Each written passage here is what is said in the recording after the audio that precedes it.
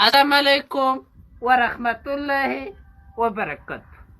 خدای دې وکړي چې ټول به روغ او جوړ یاست. د شینوارو د نازیان کوم سنخیل او د دور بابکو شیخان چې دي تېره ورځې لانجه وکړله، بدبختانه چې تلفات یې هم لرل.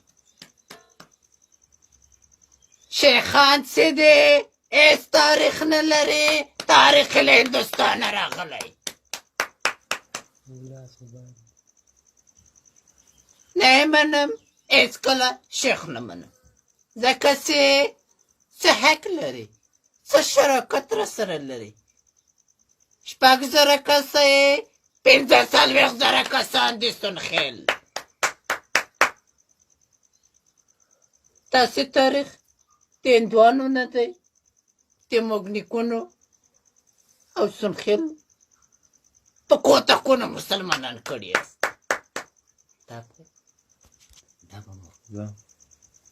او د سنخیلو خلک چې کوم تلفات لري په خپله خاوره، په خپل ناموس، ټول شهیدان دي. تاسې شیخان به له دندې ټول ګوښه کېږئ، نه یې ساتم په تاسو.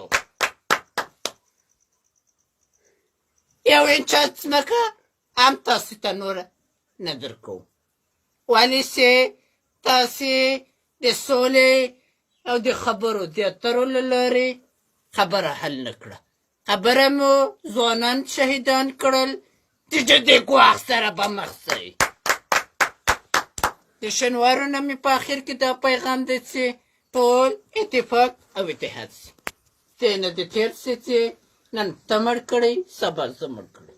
راسئ یو ځای شئ، که یو ځای نه شئ سیند ته هم خطا کوم.